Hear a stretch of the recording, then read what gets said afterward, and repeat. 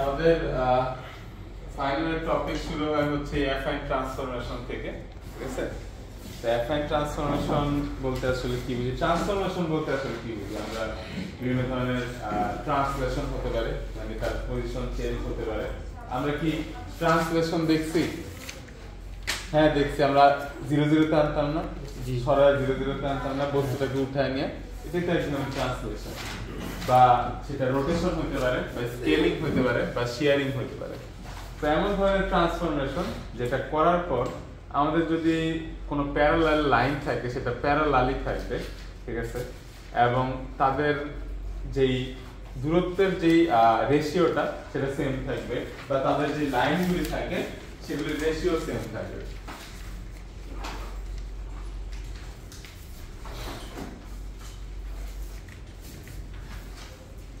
For example ধরেন আমি হচ্ছে এরকম একটা চতুর্ভুজ নিলাম, আর আপনাদের নেক্সট ক্লাসগুলি তো সবাই অ্যাটেন্ডেন্স পাবে, সো যারা আসবে না তারাও অ্যাটেন্ডেন্স পাবে। নেক্সট ক্লাস বলতে আজকের জন্য, নেক্সট ক্লাস, ঠিক আছে? আজকের জন্য নেক্সট ক্লাস নাই।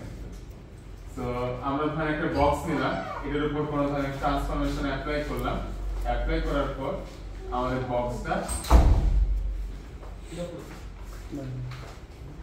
এরকম হয়ে গেল, ঠিক আছে? এখানে যত অ্যাঙ্গেল ছিল এখানে কি তত অ্যাঙ্গেল আছে? না স্যার, না, চেঞ্জ হয়ে গেছে। কিন্তু বা ট্রান্সফর্ম করার পর অ্যাঙ্গেল চেঞ্জ হোক সমস্যা নাই, বাট এই লাইন আর এই লাইনের যে একটা রেশিও, ফর এক্সাম্পল এটা যদি হয় 4, এটা যদি হয় 2, সো ট্রান্সফর্ম করার পর এই দুইটার রেশিও কিন্তু সেম হতে হবে। যেমন 4/2 কত হয়? 2। ধরেন আমি এই জায়গায় এটা হইলো হচ্ছে 4, এটা হয়ে গেল হচ্ছে 8, 8/4 কত হয়? 2।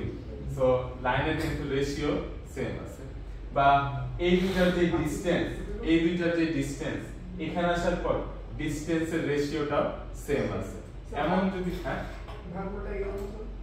উল্টে গেল সমস্যা নেই, ওটা সমস্যা নেই, আমার রেশিও সেম আছে। এখানে রেশিওর কথা চিন্তা করতেছি, কে বড় কে ছোট না, রেশিওর কথা চিন্তা করতেছি যে এইটার রেশিও বা এইটার লাইনের রেশিওটা সেম আছে কিনা। যেমন এইটার যে ডিসটেন্স, এইটার ডিসটেন্স এখানে চেঞ্জ হয়ে গেছে না, বাট তাদের রেশিও কিন্তু সেম আছে, ঠিক আছে? এমন যদি হয় এই ধরনের ট্রান্সফরমেশনকে আমরা বলি হচ্ছে অ্যাফাইন ট্রান্সফরমেশন, ঠিক আছে? আমরা ট্রেন লাইন দেখছি না, ট্রেন লাইন, জি স্যার, লাইনের যখন আমরা লাইনের সামনে দাঁড়াই দূরে এভাবে গিয়ে যোগ হয়ে যায় না, একটা পয়েন্টের সাথে যোগ হয়ে যায় না, ঠিক আছে?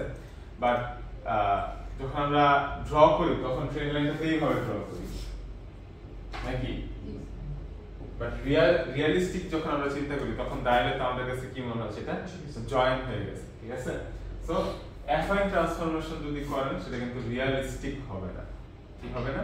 রিয়ালিস্টিক হবে না। বাট নরমাল 2D ড্রয়িং এর জন্য সেটা বলতে পারেন ভালো একটা ব্যাপার আমাদের লাগবে। সো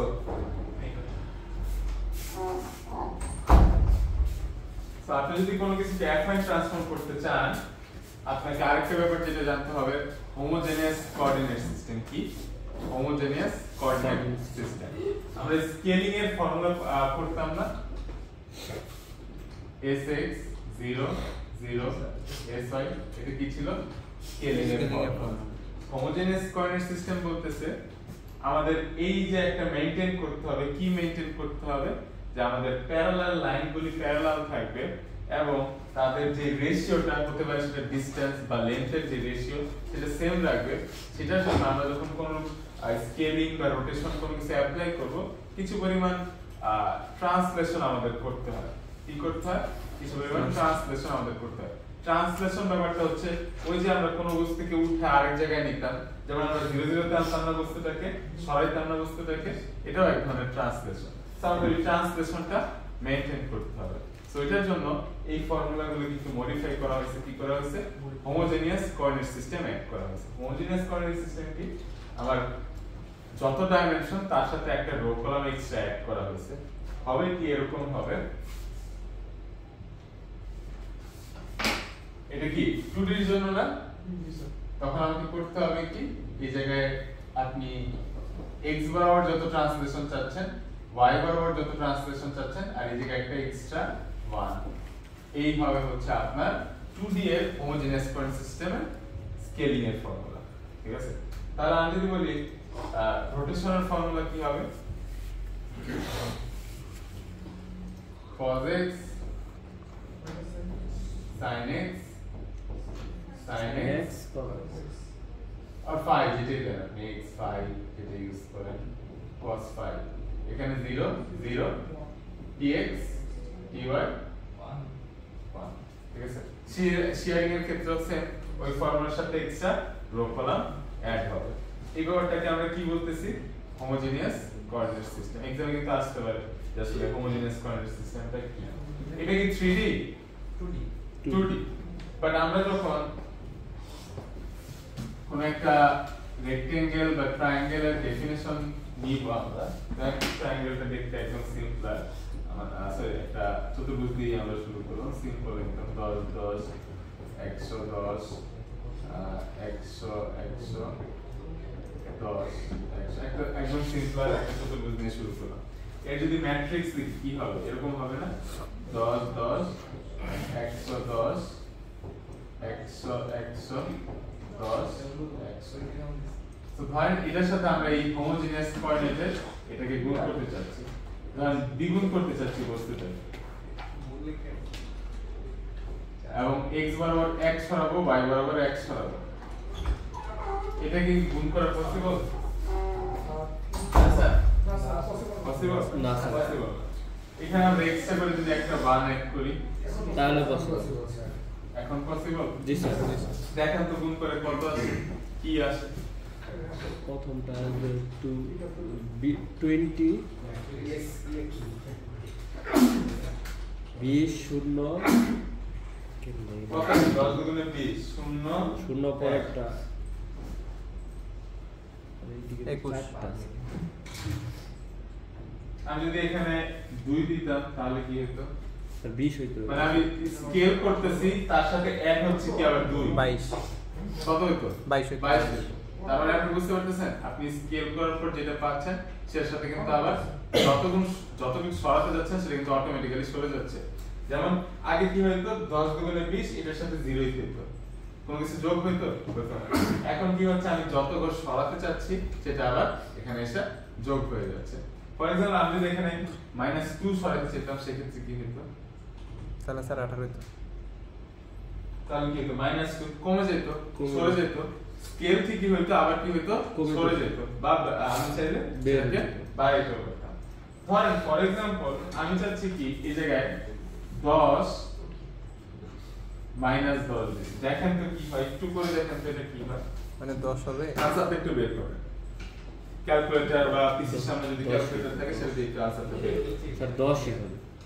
এটা তো একটা ভ্যালু বলছিস।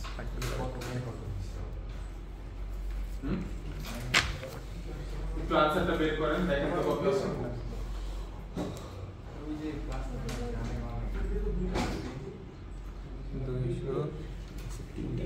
এই জায়গায় -10 -10 আছে, -10 -10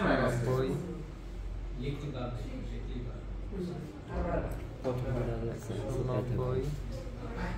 10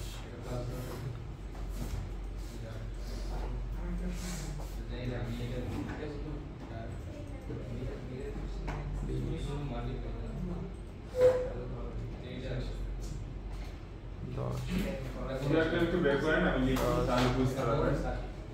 190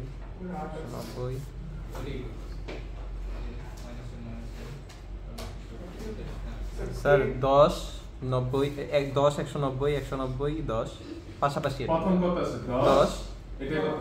আচ্ছা 10 10 1 এটা 190 190 10 10 1 1 190 190 190 190 1 এটা 10 10 190 190 1 4 নম্বর লাইনটা কি?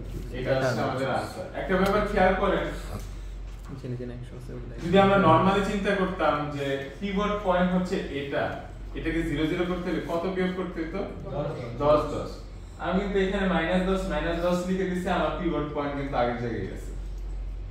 পিভট পয়েন্ট যদি আমি বলতাম 110 সেক্ষেত্রে আমার 0 0 টানতে হলে কি করতে হতো মাইনাস মাইনাস 100 100 মাইনাস মাইনাস তখন আমি যদি এখানে মাইনাস 100 মাইনাস 10 লিখে দিতাম এটা গুণ করার পর আমার ওই বিন্দু কিন্তু ফিক্স থেকে যেত তার মানে অ্যাফাইন ট্রান্সফরমেশনের মাধ্যমে আমরা কিন্তু পিভট পয়েন্টটাকেও ফিক্স রাখতে পারি বোঝা গেছে জি স্যার। এই যে আমরা x এর রো কলাম অ্যাড করলাম এটা কি বলতেছে হোমোজেনিয়াস কোঅর্ডিনেট সিস্টেম সো ধরেন আপনি 3D তে গেলেন 3D এর ক্ষেত্রে হোমোজেনিয়াস কোঅর্ডিনেট সিস্টেম কত ডাইমেনশনাল হবে 4x4 4x4 ধরেন আপনি 4D তে গেলেন হোমোজেনিয়াস কোঅর্ডিনেট সিস্টেম কত ডাইমেনশনাল হবে 5x5 মানে যত ডাইমেনশনের এক্সট্রা একটা রো কলাম অ্যাড করে আমরা কি করতেছি হোমোজেনিয়াস কোঅর্ডিনেট সিস্টেম বানাচ্ছি। ঠিক আছে আজকে আমরা আর বেশি আগাবো না যেতেছি